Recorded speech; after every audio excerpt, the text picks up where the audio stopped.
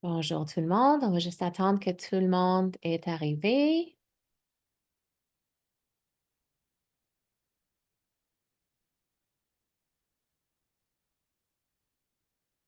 There we go. We had a few people struggling with audio. I think we're all set now.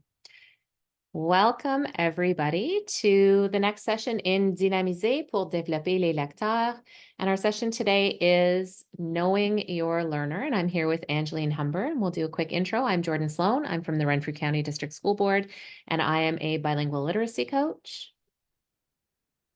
And thanks. And I'm Angeline Humber. I'm a teacher consultant with Greater Essex County District School Board, and I support K-12 FSL in our school board. All right, thank you. So just a heads up that we are recording this session. So if you don't want to be on camera, please turn your camera off. And we are also going to do a little more interacting today than we've been doing in the last couple of sessions. So we've done a lot of learning in the last little while. Today, we're going to take advantage of some time to do a little discussion. So we'll talk about a few things, send you off to have some discussions, and keep doing that all the way through. Before we get started, we just wanted to take a moment to do a territorial recognition. So, l'AOPLV reconnaît que les activités de notre organisation et celles de nos membres se réalisent sur les terres des Autochtones. Nous sommes reconnaissants de pouvoir travailler et vivre sur ces territoires. Nous remercions les peuples Métis, Inuits et des Premières Nations qui prennent soin de ces territoires depuis des temps immémoriaux et qui continuent de contribuer à la force de l'Ontario et des collectivités de la province. Nous voulons également reconnaître et faire l'honneur à la pérennité de la présence des Premières Nations, des Métis et des Inuits qui vivent sur ce territoire depuis des temps immémoriaux. And we just wanted to take a moment to recognize Inspire. And this is an organization that the OMLTA is working with and we have worked with throughout the conference and through everything we are doing. We also want to point out that you will have the chance to win a set of white books tonight. We're going to put this link in the chat. And if you fill it in, we're going to put this link in the chat over the next 4 sessions. And someone will be randomly chosen to enter or to win a set of white books. So 10 white books will appear at your house. It's very exciting. So if you go ahead and click on that link or type it in based on here, we'll put it in the chat a little bit later. You can go ahead and fill it out and win some white books. And I'll pass you over to Angeline. Thank you so much. As Jordan mentioned, we definitely value the knowledge shared within our other 2 sessions, but really want to look towards opportunities for networking because we know a lot of people bring different background experience and knowledge with them. So we really want to take this opportunity to do that.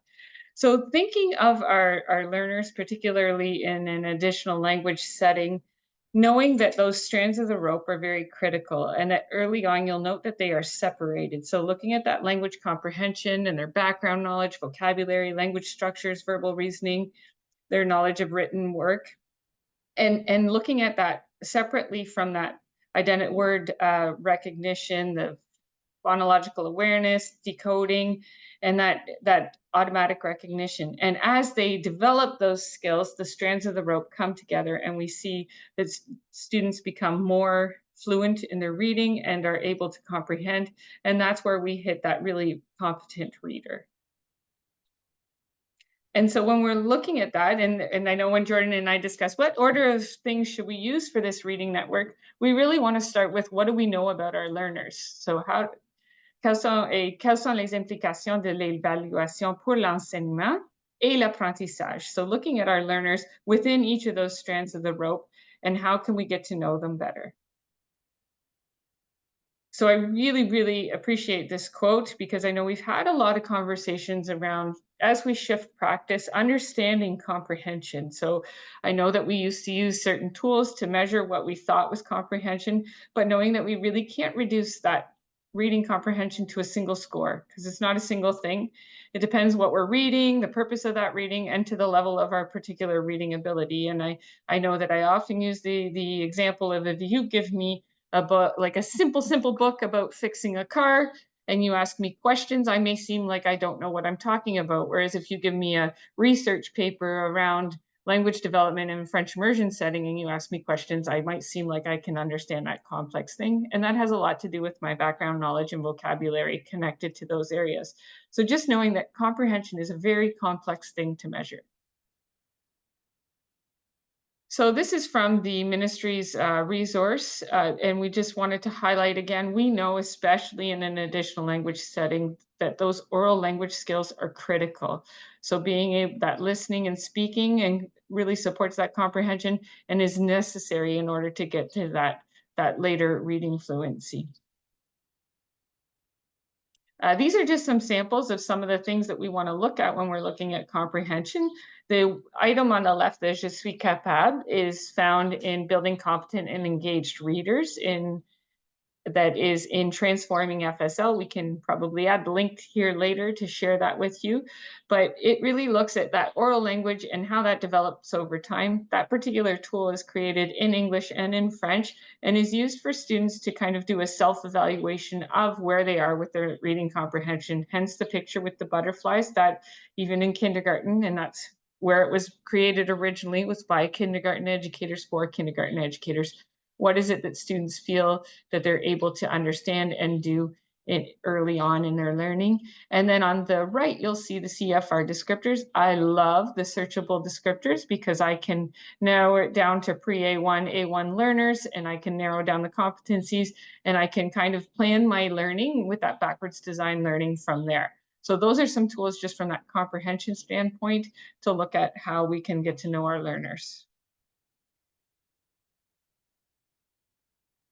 So we're going to send you out for discussion right away. We're going to create some breakout rooms, just some small ones tonight. We're going to give you 5 minutes, so just in groups of 2. And we're going to get you to introduce yourselves first because we do want to develop that network. We want to give you a chance to talk to others. We're going to mix up who you're with, hopefully, as we go through those breakout rooms tonight. And what we're going to do is we're going to show you that Je suis capable continuum. And we want you to chat a little bit once you've introduced yourselves about why is oral language a critical component for additional language learners? And what are some strategies that you've used or that you do use to support language development and comprehension with additional language learners? So I'm going to go ahead and hopefully get some breakout rooms going quickly. And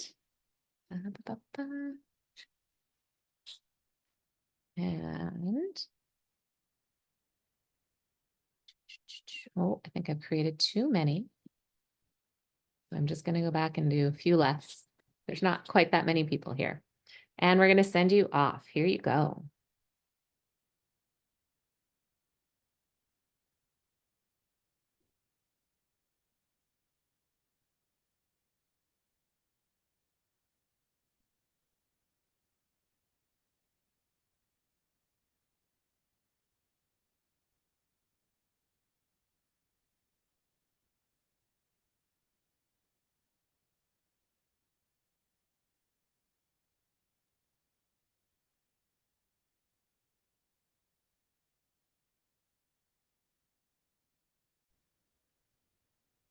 We want to stop sharing and chat. Sure. Maybe I should pause the recording for that part.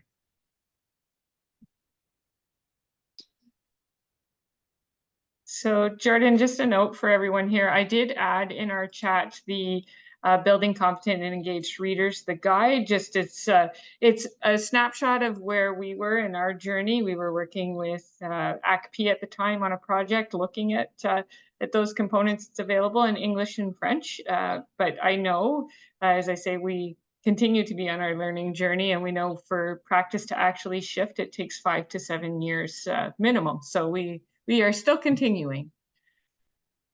All right, thanks, Angeline.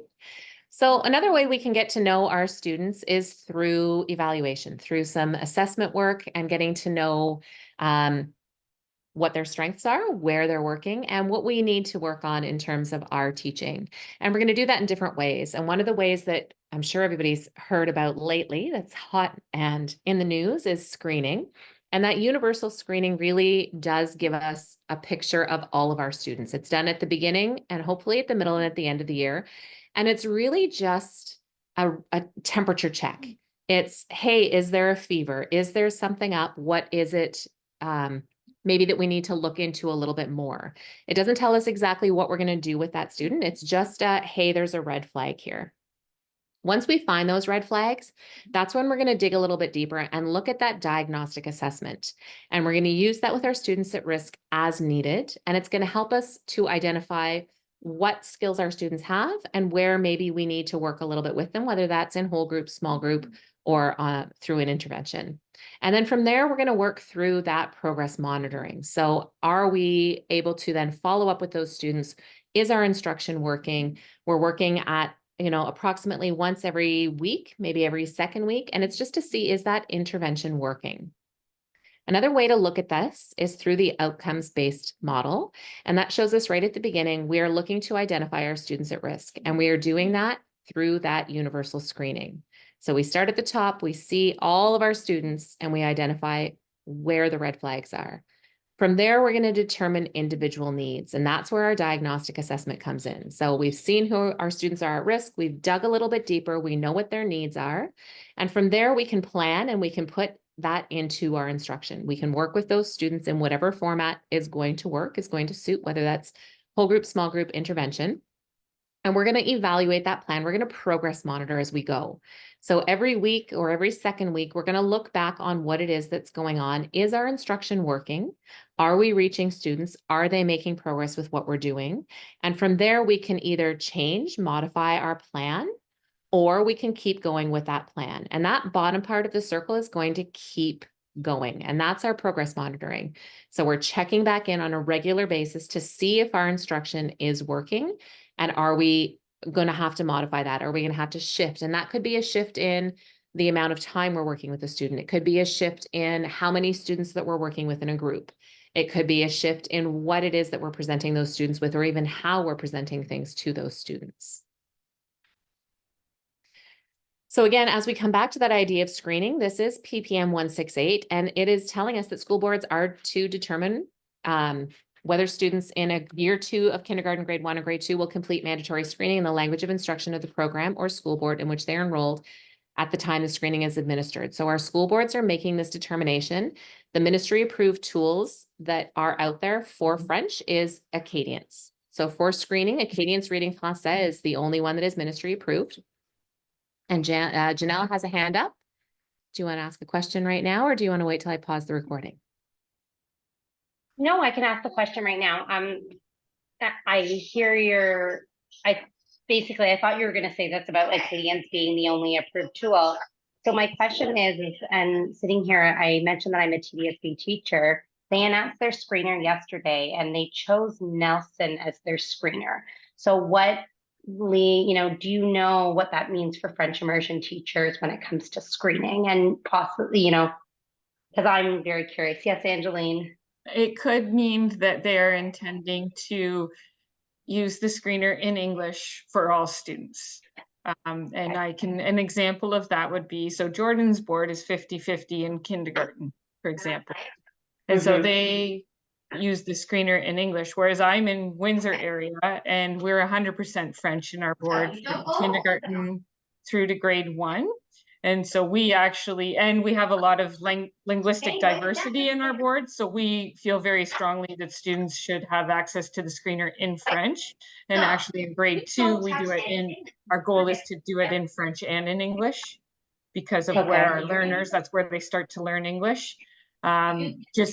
Yeah, that's I think it's really looking at your board context when those decisions are being made, and know that there's work being done in and around looking at some research data about language screeners and future biliteracy. Yeah, Jordan, I don't know if you have anything you'd like to add.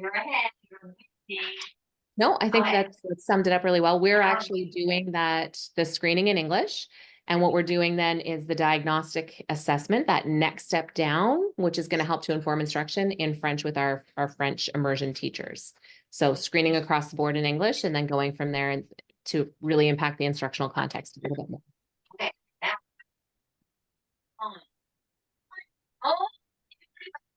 That was a great question though, Janelle. Thank you. Thank you for answering it. So on that, we're actually going to send you off to chat again and have a little chat about what logistics do you need to consider as you begin screening students this coming fall, and what questions do you have? And we will pause the recording, send you off for about 5 minutes, and then we'll come back and debrief again if you do have any other questions. So I'm just going to pop the breakout rooms up again, and I'm going to Cut down the number of breakout rooms this time. So off you go.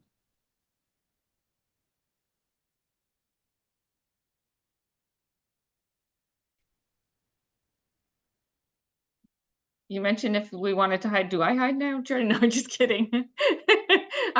So as I mentioned, we had worked with ACP on a building competent and engaged readers project, and we had a literature review done as part of that process. And one of the things that we realized was there was not truly a research-based diagnostic assessment tool that was available for French as an additional language learners. So reached out to multiple people and the ministry for their financial support, but people from across the province. So you'll see here, there's a long list of people that were part of the team to develop a research-based diagnostic assessment tool. It's been used with multiple students across Ontario, specifically in French immersion programs. So that was fairly exciting. And the OISE team was outstanding in their support. We had ACP at the table. Caroline Erdos was also part of our team, looking at, we also wanted to make sure that we were incorporating knowledge from outside the province about what was available and what we wanted to look for. So José Leboutillier was part of our team, Una Malcolm from IDAO, Michelle Minard-Corriveau with her background in speech and language pathology was part of our team. And you'll see there the team from OISE and people from across the province. So this tool should be made available shortly. It's just in the realm of the ministry waiting for final approval. They've provided feedback on the guide. We've made the updates to the guide. The guide will be available in English and French, is currently only available in English. But we really talked a lot about the difference between a screener and a diagnostic and how we might use the diagnostic. So the diagnostic actually has three forms, a Form A, Form B, Form C, that you could use throughout the year.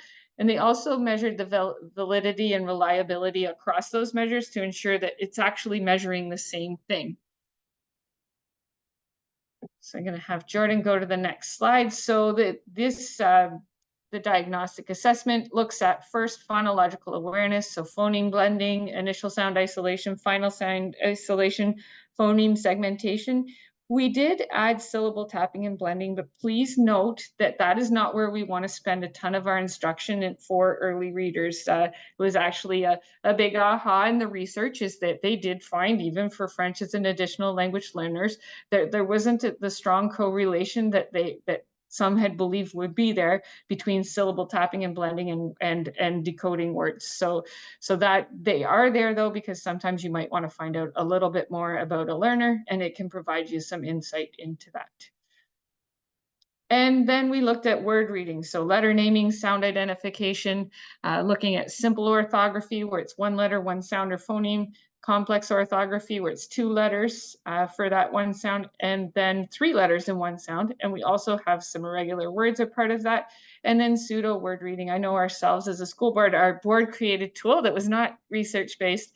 We found a lot of students could actually maybe decode sentences, it seemed, or decode simple words, but then when they got to the pseudo words, they were stuck. And those are the students that we sometimes they hit grade 4 or 5 and they've memorized enough words that it seems like they're reading, but they're not truly decoding. And also in there is sentence reading.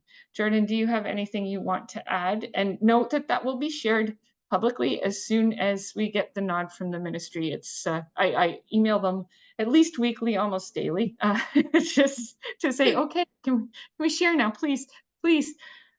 Yes. No, I think that's it. But I think instead of going into another discussion group, because we do only have 5 minutes, we'll just stop the recording now and maybe have a whole group discussion on diagnostic assessment and any questions anyone has before we go. So I will stop sharing and stop recording.